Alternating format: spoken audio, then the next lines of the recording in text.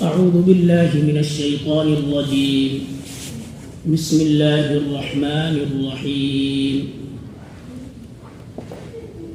تبت يدا أبي لهب وتب ما أغنى عنه ماله وما كسب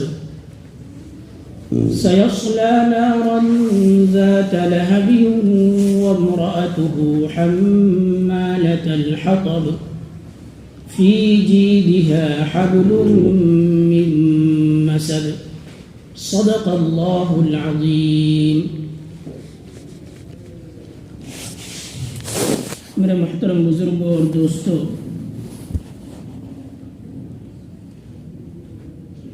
جو سورت آپ کے سامنے تلاوت کی گئی ہے، اس سورت کا نام ہے سورہ لہب۔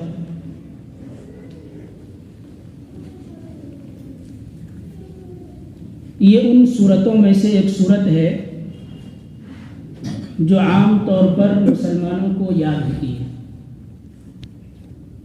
اور نمازوں میں بکثرت پڑھی بھی جاتی ہے۔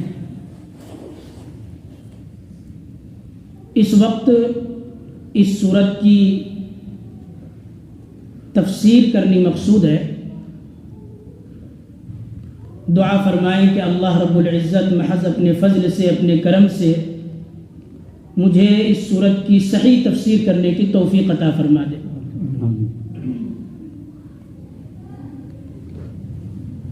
سب سے پہلے اس سورت کا ترجمہ سن لیں، اس کے بعد اس سورت کا شان نزول، پس منظر، تشریح اور اس سورت سے نکلنے والی ہدایات کا تذکرہ آپ کے سامنے کیا جائے گا۔ اس سورت کا ترجمہ یہ ہے: تبت یدا ابی لہب وتب۔ ابو لہب کے دونوں ہاتھ برباد ہوں اور وہ ہلاک و برباد ہو چکا۔ ما اغنى عنه ماله وما کسب، نہ اس کا مال اس کے کوئی کام آیا اور نہ ہی اس کی کمائی کوئی کام آئی۔ سیصلی نارا ذات لہب، عن قریب وہ ایک ایسی آگ میں داخل ہوگا جس کے شعلے بھڑک رہے ہوں گے۔ وامرأتہ حمالۃ الحطب، اور اس کی بیوی بھی اس آگ میں داخل ہوگی، جس کی حالت یہ ہوگی کہ وہ لکڑیاں اٹھائے ہوئے ہوگی۔ فی جیدہا حبل من مسد، اس کی گردن میں مضبوط بٹی ہوئی رسی ہوگی۔ یہ اس سورت کا ترجمہ ہے۔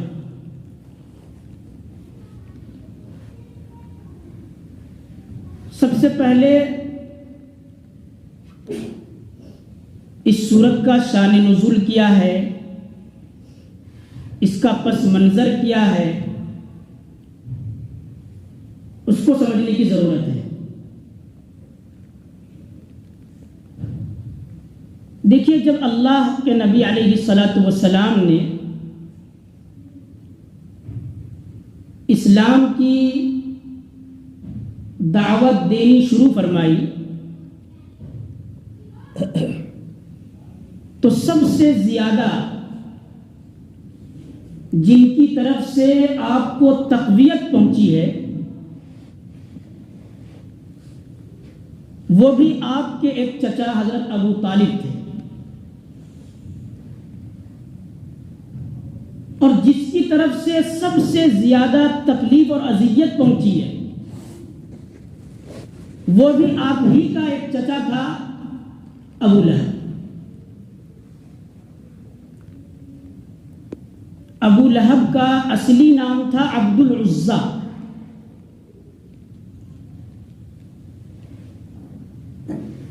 اسے ابو لہب کیوں کہا جاتا تھا؟ ابو لہب اس لیے کہا جاتا تھا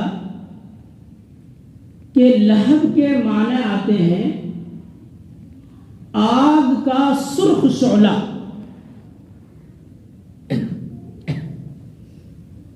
ابو لہب کا چہرہ اس قدر سرخ تھا کہ دیکھنے والوں کو ایسا محسوس ہوتا تھا کہ گویا کہ وہ آگ کا ایک شعلہ ہے. اس لیے ابو لہب کے چہرے کی اسی چمک دمک کی وجہ سے اس کی کنیت ابو لہب پڑ گئی اور لوگ اسے ابو لہب کہنے لگے، جس کے معنی ہے شعلے والا. جب قرآن کریم کی یہ آیت کریمہ نازل ہوئی وَأَنذِرْ عَشِيرَتَكَ الْأَقْرَبِينَ، اس آیت میں اللہ رب العزت کی جانب سے نبی کریم علیہ السلام کو یہ حکم دیا گیا کہ آپ اپنے عزیز و اقارب کو، رشتہ داروں کو، خاندان والوں کو ایمان لانے کا مشورہ دیں اور ان کو آخرت کے عذاب سے ڈرائیں کہ اگر انہوں نے کفر و شرک سے توبہ نہیں کیا، اللہ کی وحدانیت کو نہیں مانا، رسول اللہ صلی اللہ علیہ وسلم کی رسالت کو تسلیم نہیں کیا، تو پھر ان کا انجام بہت برا ہونے والا ہے.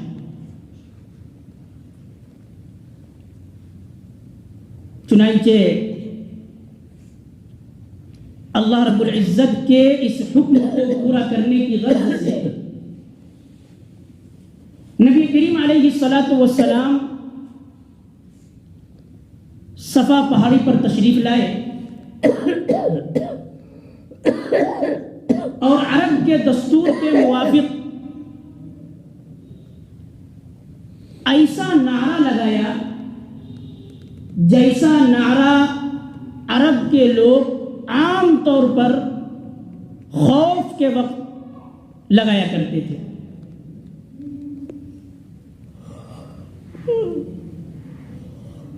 اہل عرب کا طریقہ یہ تھا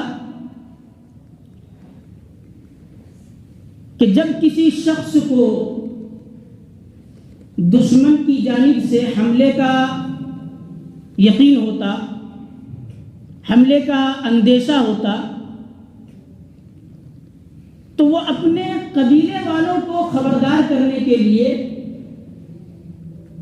کسی اونچی جگہ کھڑے ہو کر کے یہ آواز لگاتا، وا صباحا، جس کا مطلب یہ ہوتا تھا کہ بھائی اب کوئی دشمن حملہ کرنے والا ہے،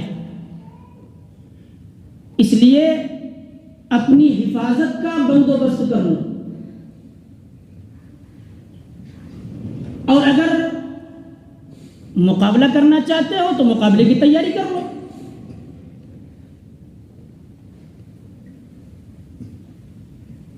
حضور پاک علیہ السلام بھی عرب ہی کے رہنے والے تھے. آپ علیہ السلام کو اہل عرب کا یہ طریقہ معلوم تھا، اسی لیے آپ علیہ السلام صفا نامی پہاڑی پر چڑھے اور پھر وا صباحا کا نعرہ لگایا اور خاص طور پر قبیلے قریش کے لوگوں کو آواز دے کر جمع کیا. جب سب لوگ اکٹھا ہو گئے تو آپ علیہ السلام نے ان لوگوں کو خطاب کرتے ہوئے فرمایا کہ اچھا یہ بتاؤ، اگر میں تم سے یہ کہوں کہ اس پہاڑ کے پیچھے دشمن کا ایک بہت بڑا لشکر ہے جو تم پر حملہ کرنا چاہتا ہے، تو کیا تم میری اس بات کی تصدیق کرو گے؟ میری اس بات کو سچ سمجھو گے؟ دیکھیے حضور پاک علیہ الصلوۃ والسلام 40 سالوں سے ان کے درمیان موجود تھے. لوگوں نے ہر طرح سے آپ کو دیکھا اور پرکھا ہوا.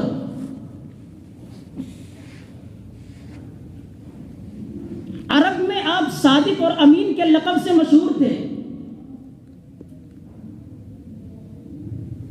عرب کے لوگ یہ جانتے تھے کہ آپ سچے ہیں، آپ ہمیشہ سچ بولتے ہیں، آپ کبھی جھوٹ نہیں بولتے. آپ کے پاس اگر کوئی امانت رکھوائی جاتی ہے تو کبھی اس امانت میں آپ خیانت نہیں کرتے. یہ بات عرب کے لوگوں کو معلوم تھی. جب نبی کریم علیہ الصلوۃ والسلام نے یہ بات ان لوگوں سے فرمائی کہ اگر میں تم سے یہ کہوں کہ اس پہاڑ کے پیچھے ایک بڑا دشمن کا لشکر ہے تو تم میری بات کو سچ مانو گے؟ جتنے لوگ وہاں پر موجود تھے سب نے یک زبان ہو کر کے کہا کہ یقیناً ہم آپ کی بات کو سچ سمجھیں گے. کیوں؟ اس لیے کہ آپ کے بارے میں ہمارا تجربہ یہی ہے کہ آپ ہمیشہ سچ ہی بولتے ہیں، جھوٹ تو کبھی بولتے ہی نہیں.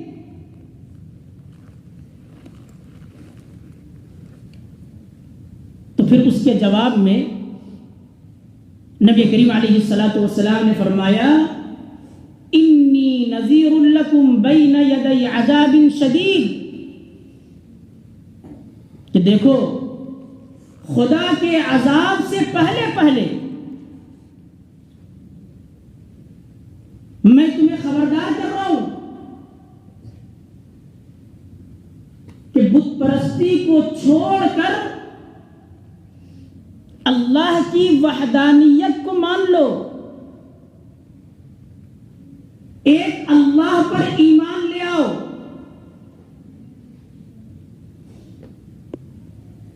اگر تم نے ایسا نہیں کیا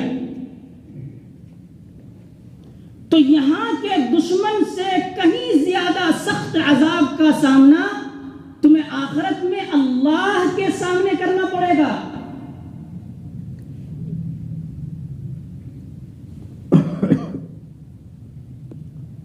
جس مجمع میں نبی کریم علیہ الصلوۃ والسلام یہ بات بیان فرما رہے تھے اسی مجمع میں آپ کا حقیقی چچا ابو لہب بھی موجود تھا.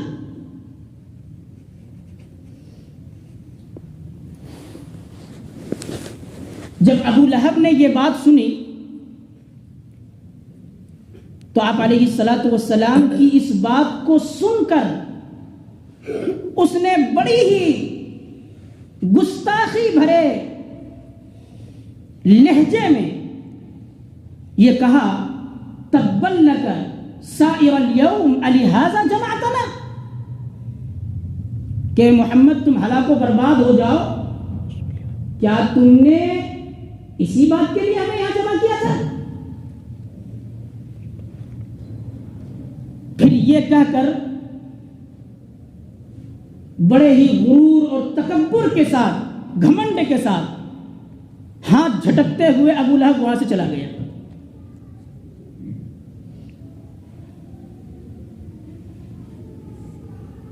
بات یہی ختم نہیں ہوئی، بلکہ اس کے بعد ابو لہب مسلسل آپ علیہ الصلوۃ والسلام کو تکلیف پہنچانے کی فکر میں رہا. جب بھی نبی کریم علیہ الصلوۃ والسلام تبلیغ کرنے ایمان کی دعوت دینے کے لیے تشریف لے جاتے تو یہ نالائق ابو لہب آپ کے پیچھے پیچھے چلا جاتا.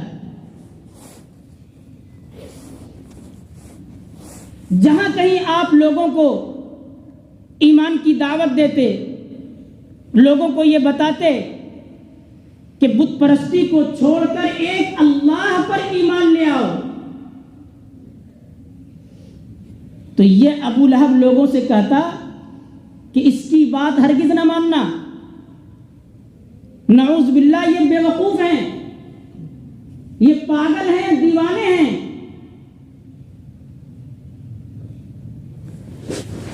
اس طرح کے گستاخی بھرے الفاظ سے ابو لہب لوگوں کو ایمان سے روکتا تھا. چونکہ اس بدبخت نے نبی کریم علیہ الصلاۃ والسلام کی گستاخی کرتے ہوئے یہ جملہ کہا تھا، تبًّا لک سائر اليوم الہذا جمعتنا، کہ محمد تم ہلاک و برباد ہو جاؤ، نعوذ باللہ، کیا تم نے اسی کام کے لیے ہمیں یہاں جمع کیا تھا؟ یہ گستاخی بھرے جملے ابو لہب نے نبی کریم علیہ الصلاۃ والسلام کے بارے میں کہے تھے. اس کے جواب میں اللہ رب العزت نے یہ سورت نازل فرمائی، اور سب سے پہلے ابو لہب کو بددعا دی گئی کہ ہلاکت اور بربادی نعوذ باللہ ہمارے محبوب پیغمبر جناب محمد الرسول اللہ صلی اللہ علیہ وسلم کی نہیں ہے، بلکہ تبت یدا ابی لہب، ابو لہب کے دونوں ہاتھ برباد ہوں. دیکھیے عربی محاورے میں ہاتھوں کی بربادی کا مطلب ہوتا ہے انسان کی بربادی. تو اب اس جملے کا مطلب یہ ہوا کہ ابو لہب ہلاک و برباد ہو جائے. پھر آگے فرمایا گیا وَتَبْ، کہ بس وہ تباہ و برباد ہو چکا. کیا مطلب یہ کہ ابو لہب کی تباہی اور بربادی اتنی پکی اور یقینی ہے کہ اے لوگوں یہ سمجھ لو کہ اب ابو لہب تباہ و برباد ہو چکا. ابو لہب کو اس کی تباہی اور بربادی سے دنیا کی کوئی طاقت بچا نہیں سکتی.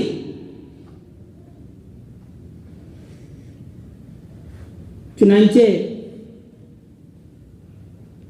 ابو لہب کا انجام یہ ہوا کہ جنگ بدر کے کچھ ہی دنوں کے بعد، تقریباً 7-8 دنوں کے بعد، طاعون جیسی ایک بیماری اسے ہوئی، جسے عرب کے لوگ عدسہ کہا کرتے تھے، یعنی اس بیماری کا نام تھا عدسہ. عرب کے لوگ چھوت چھات کے بہت قائل تھے، یعنی عرب کے لوگوں کا یہ ماننا تھا کہ ایک آدمی کی بیماری دوسرے آدمی کو لگ جاتی ہے. یہ ان کا ماننا تھا، عقیدہ تھا ان کا. اس لیے اگر کسی شخص کو یہ بیماری ہو جاتی تھی تو پھر لوگ اسے ہاتھ بھی نہیں لگاتے تھے،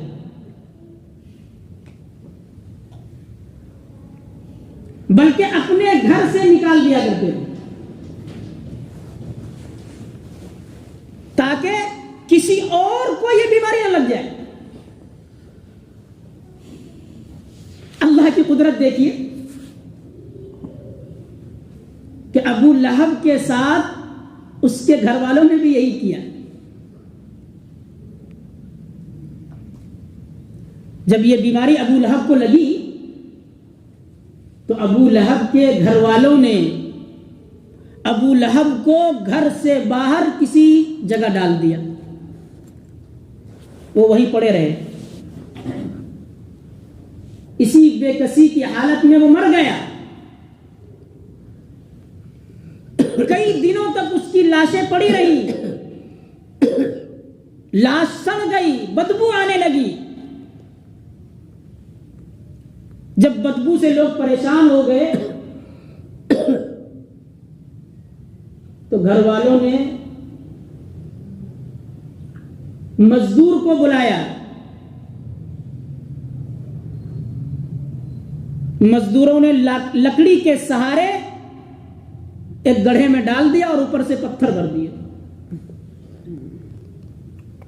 دیکھیے اللہ نے جو فرمایا تھا وَتَبْ، کہ سمجھ لو کہ وہ ابو لہب تباہ و برباد ہو چکا، اس کا منظر اللہ رب العزت نے کھلی آنکھوں دنیا والوں کو دکھا دیا کہ ابو لہب کس طرح تباہ و برباد ہوا، ذلیل و خوار ہو کر بڑی ہی گندی موت سے مرا کہ کوئی بھی اس کے قریب آنے کے لیے تیار نہیں تھا۔ یقیناً یہ اللہ رب العزت کا ایک عذاب تھا جو رسول خدا صلی اللہ علیہ وسلم کی دشمنی اور توہین کی یہ سزا تھی جو اسے دنیا میں بھگتنی پڑی۔ آگے اللہ رب العزت نے فرمایا ما اغنى عنه ماله وما كسب، نہ تو اس کا مال اس کے کچھ کام آیا اور نہ ہی اس کی کمائی کچھ کام آئی۔ مفسرین لکھتے ہیں کہ جب نبی کریم علیہ الصلاۃ والسلام نے جس وقت اپنی قوم کو ایمان کی دعوت دی تھی، اپنی قوم کو آخرت کے عذاب سے ڈرایا تھا، تو اس وقت ابو لہب نے ایک جملہ اور بھی کہا تھا۔ اس نے یہ کہا تھا کہ میرا یہ بھتیجا محمد جو بات بتا رہا ہے کہ اگر اللہ پر ایمان نہیں لاؤ گے تو سخت عذاب کا سامنا کرنا پڑے گا،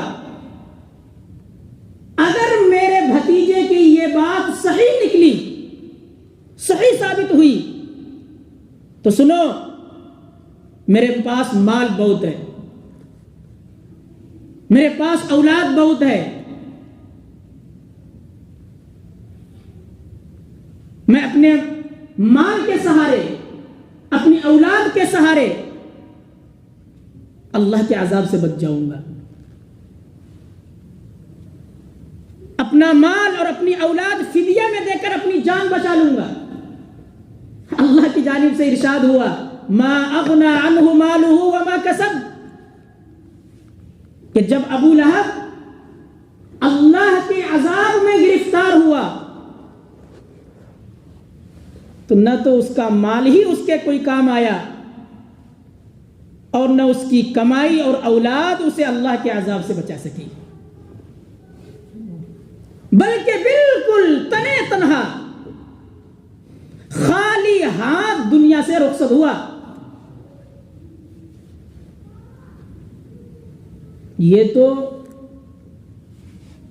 ابو لہب کا وہ انجام ہے جو اس دنیا میں ہوا ہے۔